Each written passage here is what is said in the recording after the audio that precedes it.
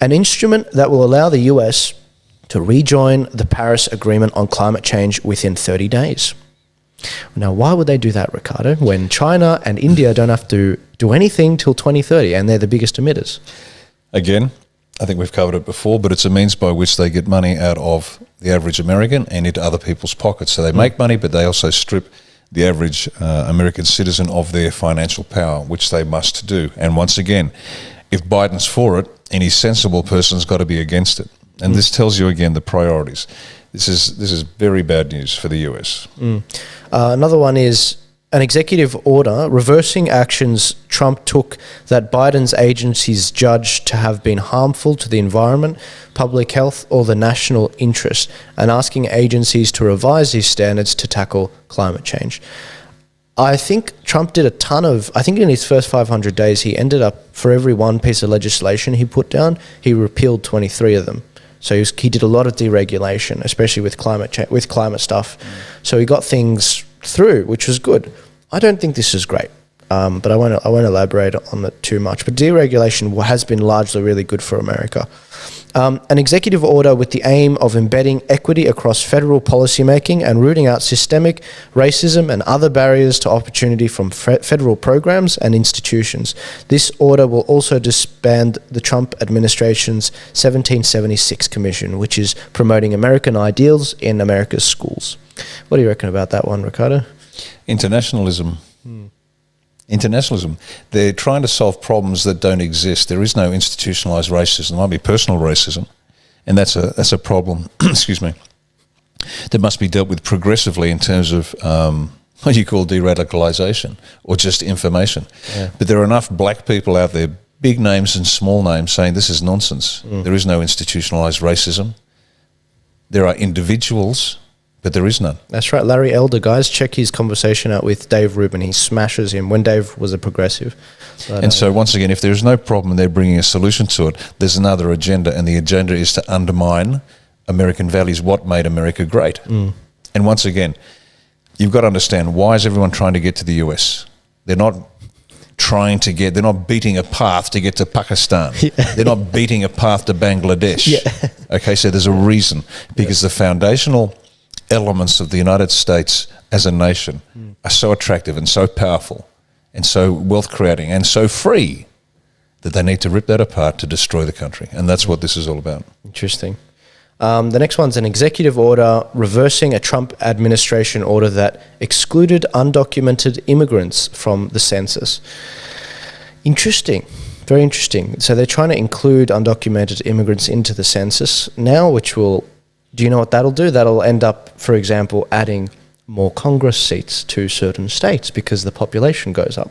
Whereas if you take the census data before, and this just occurred to me, it would be less. For example, in California, so many people are moving out of California that they're going to lose 2 seats due to redistricting. Where are they going? Well, Texas. Texas is getting one. There you go. And this is the funny thing, guys. In most of these states, the Republicans are going to win they've got control over redistricting, which means that in 2022, in the midterm elections, we're going to see probably a red wave, even if Trump doesn't intervene at all, because their incredibly vulnerable seats are up for grabs. But that's just a little tidbit for you. The next is a memorandum directing officials to preserve and fortify the Deferred Action for Childhood Arrivals, or DACA program. I think that's something to do with immigration and kids coming from the southern border. Do you know anything else about that? Oh, yeah. See, they were using the DACA program, which, again, they always give a program a name that sounds like it's a laudable objective, but the reality was it was being used by child traffickers to grab kids and walk across the border. So if this old man wanders across the border with a child, I'm his dad, I'm his dad. And they actually started doing the DNA tests. Oh. Have we covered this before? Not really, no. Again, just in case we haven't, or for those that are new to the program, what Trump introduced, and it came up through a piece of advice from somebody. Let's just leave it at that. And what they started doing, they started DNA testing, and they could get a turnaround within a few hours. And so child and man would come across, and they'd do a quick DNA test, no connection. And what that what he cut down on wasn't looking after the children and locking them up, because that's what Barack Obama and Joe Biden did as president and vice president. They were locking up kids, but they wanted the program in order to allow child trafficking to occur on a major scale. And I apologise, I can't remember the actual numbers, but the number of kids that were saved from being sex trafficked was huge, because they did a simple DNA test, result in a few hours on the ground. The old man went straight into jail. You're a sex trafficker. That's exactly what it was. And the kids could be looked after properly rather than just funneling them through, waving them through. Yeah. And then the next thing, the old man gets and sometimes it's women and sometimes it's families. So this isn't a male thing. They used anybody to get the kids in. But if there wasn't a DNA connection, they locked up the adults and the kids get looked after, as opposed to under Biden when he was vice president, the child sex trafficking was huge. And so people are aware, sex trafficking is projected to overtake drugs and guns as the most profitable. Think about this for a bit. Most profitable earner for organised crime. And that's why Barry Soetto and his husband Michael were so keen on this whole thing. No, that's shocking. That's actually shocking. So this is, you really got to dive into this, guys. Yeah, it's a big topic, and Trump did a phenomenal job with everything he did with that, like that and the wall.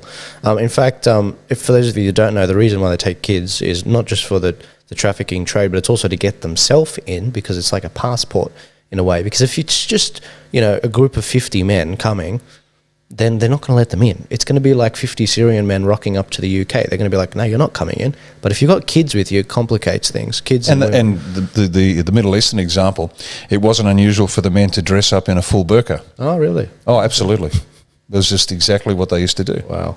And then they'd either kill the kids or sell the kids. They didn't matter. They just wanted to get across, and that's the way they did it. Interesting.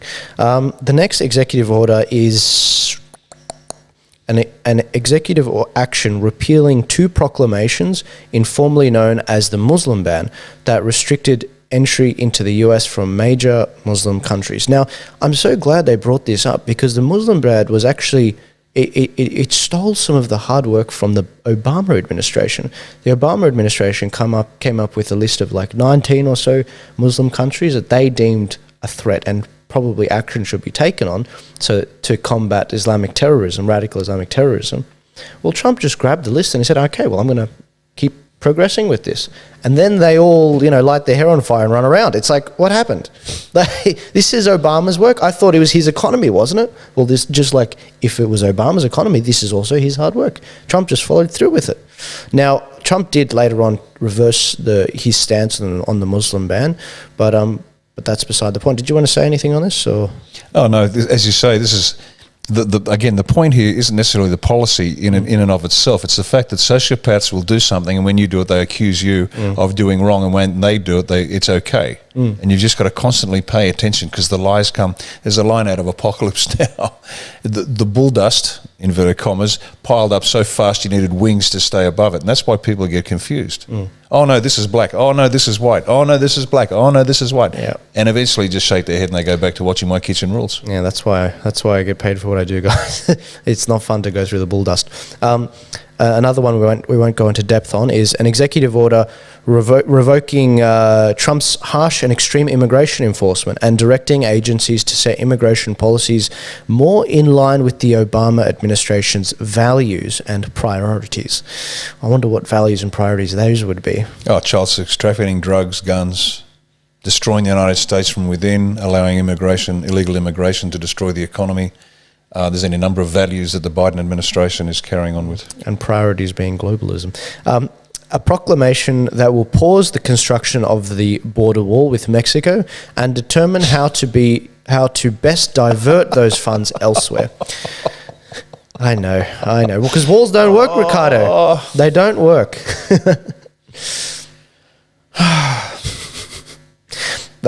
Once again, look, just look at what he's doing, and you now know why he's doing it. They're going to destroy the US. A memorandum extend a designation allowing... Sorry, I'm going to say this again. Liberians. A memorandum extended... let me say this again. This is all going to get cut. A memorandum to extend a designation allowing Liberians who have been to the US for a long time to stay. Okay, that just seems like another... Sideline on Liberia.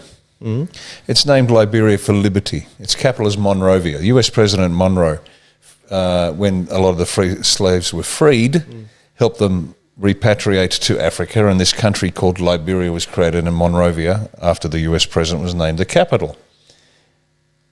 It is a hellhole by any description. It is awful. It is absolutely awful. And I find it fascinating that if they've been here a long time, this doesn't say anything about whether they've had a clean record. It doesn't say whether they've contributed meaningfully to the growing of the economy or anything like that. No, if you've been here a long time, you can stay. That's one country you don't want people from. And there's any number of countries that are just appalling. So this is just ridiculous nonsense. Interesting.